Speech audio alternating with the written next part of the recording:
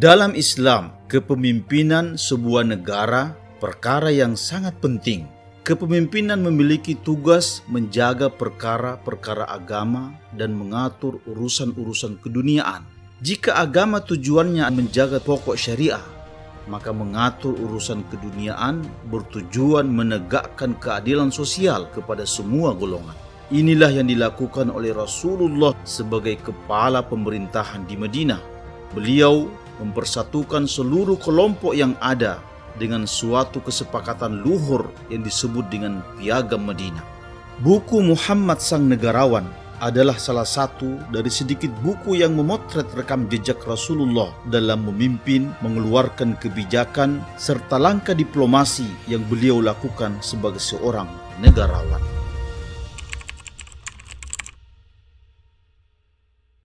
Bismillahirrahmanirrahim. Assalamualaikum warahmatullahi wabarakatuh. Alhamdulillah, wassalatu wassalamu ala rasulillah wa ala alihi wa sahbihi wa mawalah. Asyhadu an la ilaha illallah wahdahu la syarikalah wa asyhadu anna Muhammadan abduhu wa rasuluh alladzi la nabiyya wa la rasula ba'dah. Bapak-bapak, ibu-ibu, saudara-saudara sekalian, istirahat, sholat, makan ya.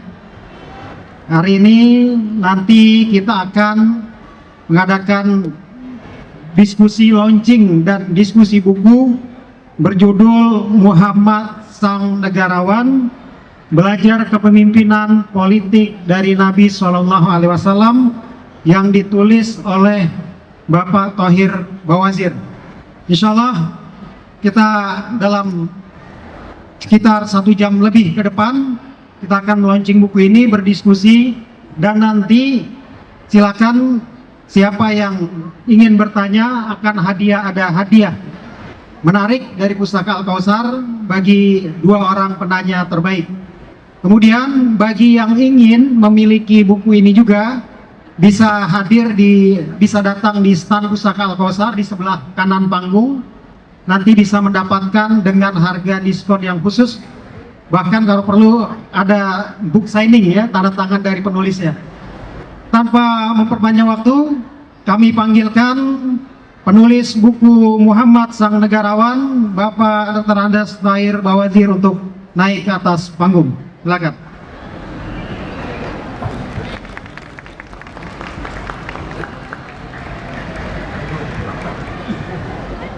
Kemudian untuk pembicara kedua dalam launching dan diskusi buku Muhammad Sang Negarawan, kita panggilkan Bapak Profesor Muhammad Baharun untuk naik ke atas panggung. Silakan.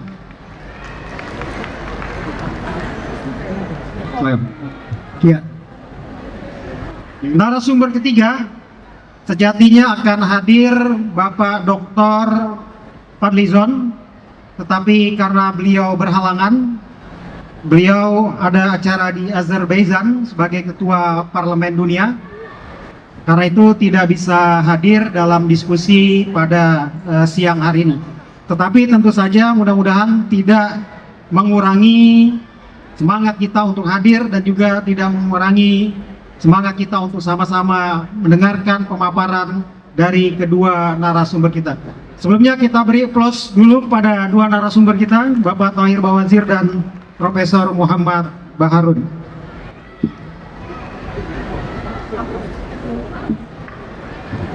Ya, saudara sekalian, buku Muhammad Sang Negarawan ini adalah buku terbaru yang dikeluarkan oleh Pustaka Al-Kautsar yang ditulis oleh Bapak Thohir Bawazir.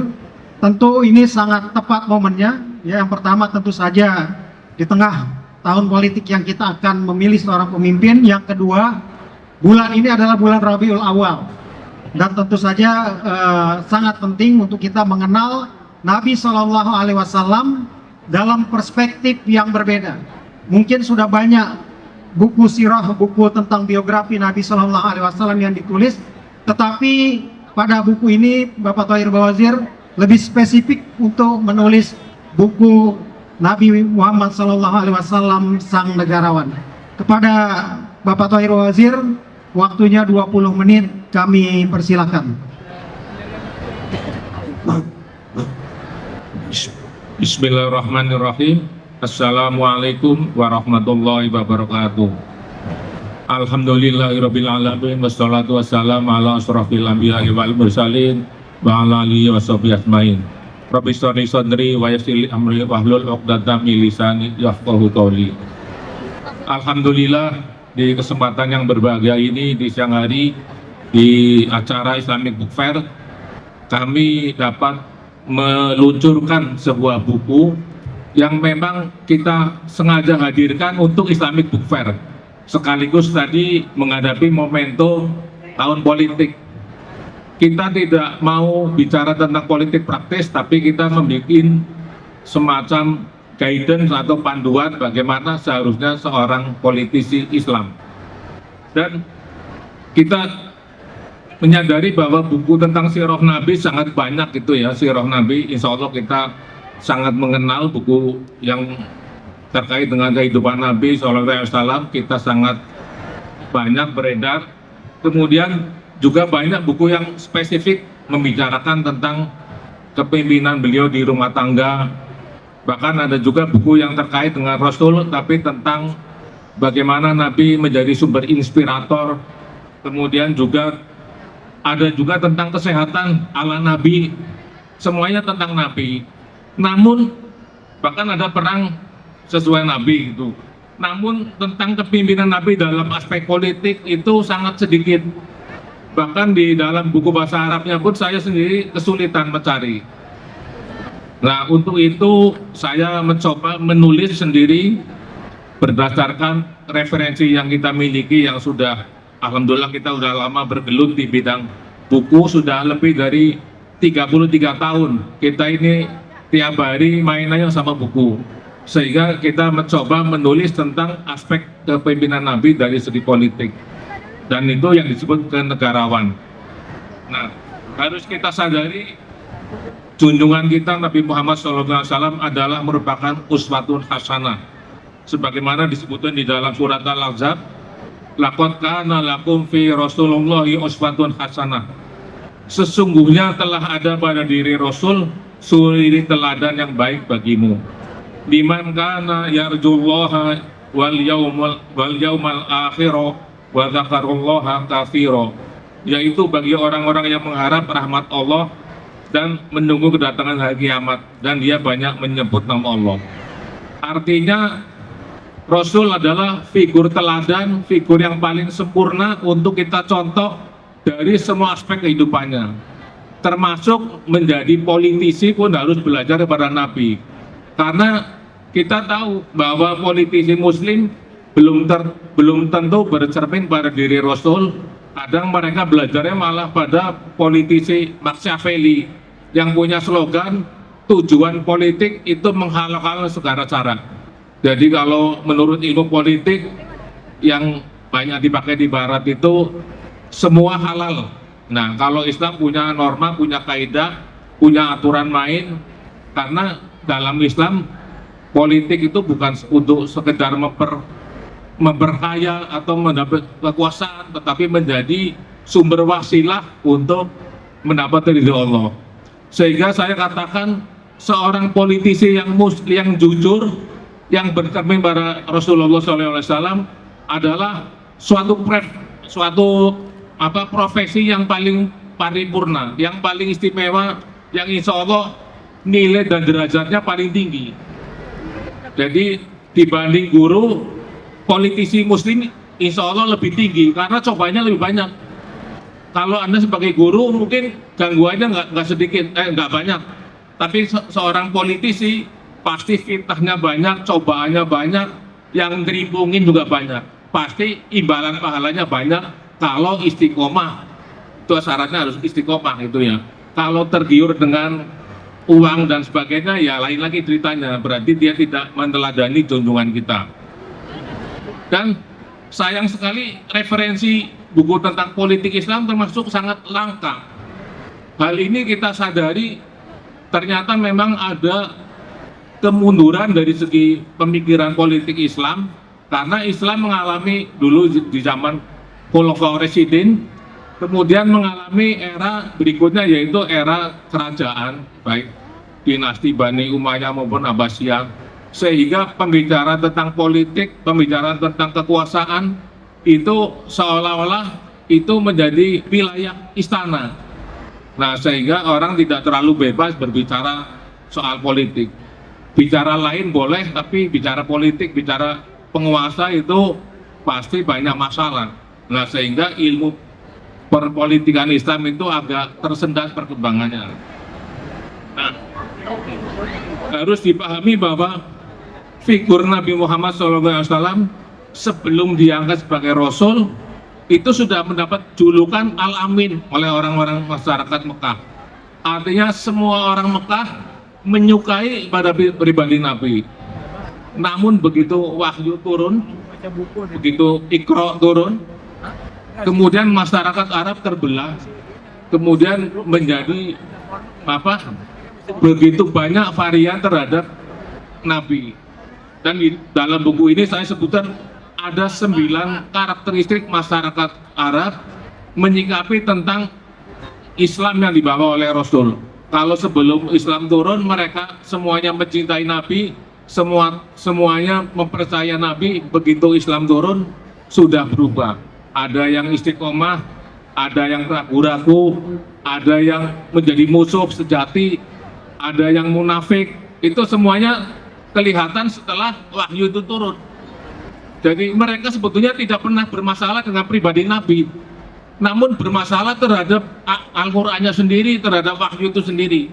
Jadi mereka tidak pernah mempersoalkan ke pribadi Nabi karena sudah pribadi yang paling paripurna, yang paling sempurna. Nah, di buku ini saya sebutkan ada 9 karakteristik masyarakat, dan itu saya kira karakteristik itu akan dibawa kemanapun nanti sama. Masyarakat kita ini nanti ya begitu-begitu aja tuh.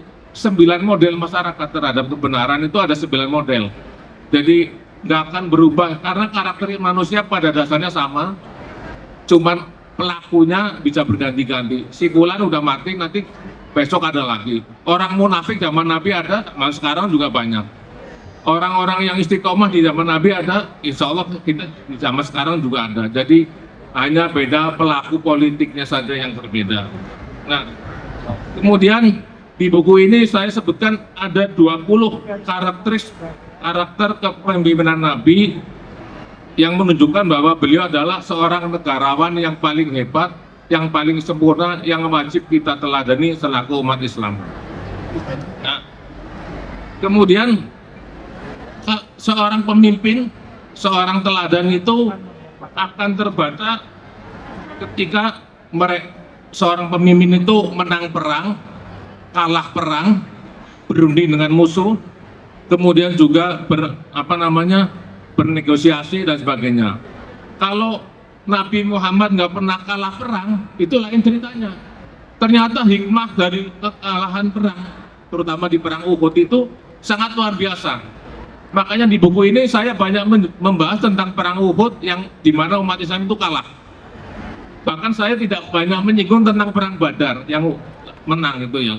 Ternyata kekalahan itu banyak banyak pesan yang bisa kita lihat. Waktu Nabi perang Uhud kalah, itu orang munafik komentar, itu gara-gara Nabi Muhammad gak nurutin omongan saya sih, gak mau suruh bertahan di kota Madinah, malah maju ke Uhud, ya salah sendiri jadi kalah. Itu orang munafik. Kemudian orang Yahudi berkomentar, katanya Nabi kok Tuhannya nggak belain.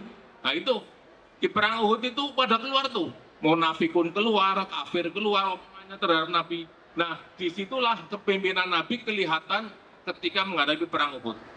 Kemudian Nabi tidak pernah mempersalahkan pengikutnya.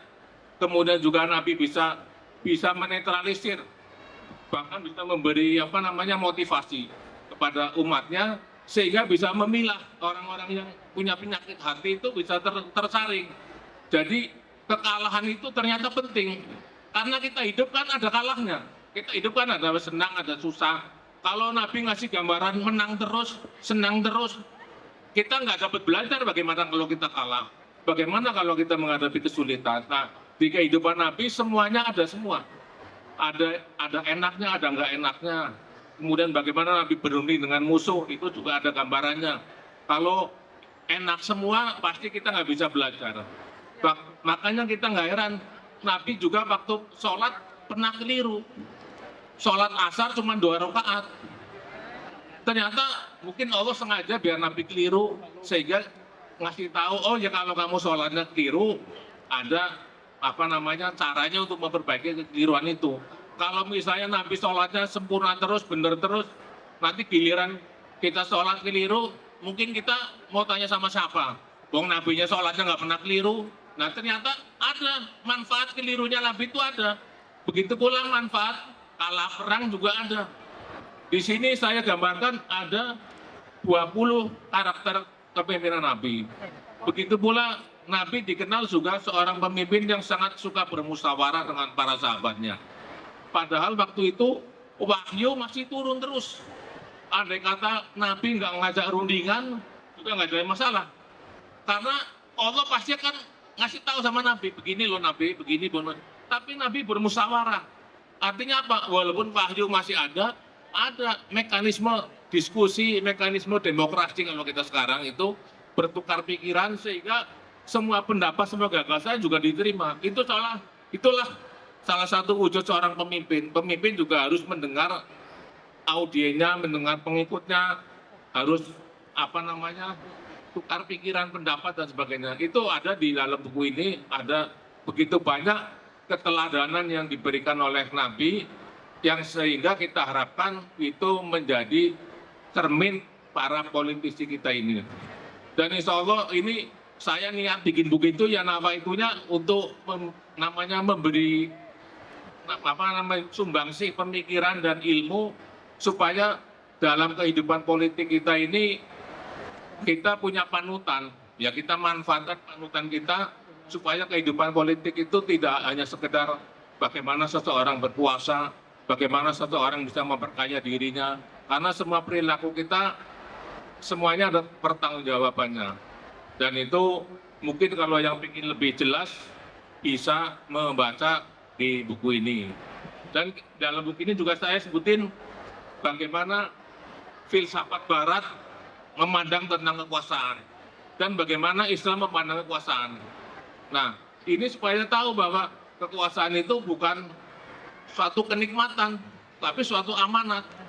Sehingga kita lihat para sahabat utama Nabi ternyata yang semuanya punya jabatan politik. Khulafaur Rasyidin itu kan jabatan politik. Abu Bakar menjadi khalifah itu jabatan politik. Umar bin Khattab juga jabatan politik. Nah, artinya ternyata orang-orang yang paling unggul, orang-orang yang paling hebat adalah politisi. Asal bercermin pada Nabi. Sehingga insya Allah politisi Islam kalau komitmen, pahalanya paling tinggi, surganya paling tinggi. Tapi kalau dolim dan jahat, nerakanya paling bawah. Itu konsekuensinya. Karena ini jabatan yang sangat luar biasa. Sehingga orang-orang terpilih dalam Islam semuanya memiliki jabatan politik. Dan ini juga menjadi sumbangan kita untuk memahami itu. Kemudian kita selanjutnya selain kita menyebutkan tentang keteladanan Nabi, di buku ini juga digambarkan bagaimana kita mencari pemimpin yang berkarakter seperti Nabi. Mungkin tidak bisa 100%, bisa dapat pemimpin yang 90% harus kita perjuangkan.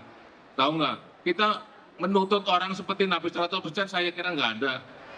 Karena Nabi pasti sudah maksum, sedangkan kita ini nggak masuk. Tapi tetap harus kita perjuangkan. Dan itu banyak mekanismenya. Nah, untuk itu kita berharap dalam percaturan politik ya kita memperjuangkan orang yang berkarakter kenabian. Mudah-mudahan sumbangsi saya sebagai penerbit dan penulis mudah-mudahan bisa bermanfaat. Terima kasih, nanti bisa dilanjut dengan diskusi. Terima kasih. Assalamualaikum warahmatullahi wabarakatuh. Waalaikumsalam warahmatullahi wabarakatuh. Kita beri aplaus kepada pembicara kita Bapak Thohir Bawazir. Alhamdulillah luar biasa. Satu buku yang saya kira sangat tepat momentumnya. Tadi saya lupa, saking semangatnya lupa memperkenalkan Pak Thohir Bawazir. Beliau ini sudah menulis kurang lebih berapa Pak? 6 buku beliau tulis, luar biasa, kita beri tepuk tangan. Jadi memang sangat jarang orang yang bergelut sebagai pemilik penerbitan tetapi juga ikut menulis. Bapak Thohir ini, beliau ini Direktur Pustaka Al-Kausar yang juga sekarang masuk dalam kancah kepenulisan. Ini luar biasa. Kita beri tepuk tangan lagi pada Bapak Thohir Bawazir. Saudara sekalian, tadi menarik apa yang disampaikan oleh Pak Thohir, bahwa memang soal kekuasaan ini sangat penting. Karena syariat juga tegakkan harus dengan kekuasaan. Nabi SAW, beliau ketika di Madinah sudah memenuhi kriteria sebagai seorang negarawan dan sebagai seorang kepala negara. Beliau punya teritorial, kemudian punya rakyat, kemudian yang terpenting lagi beliau punya konstitusi yang disebut dengan Piagam Madinah. Ini sangat menarik.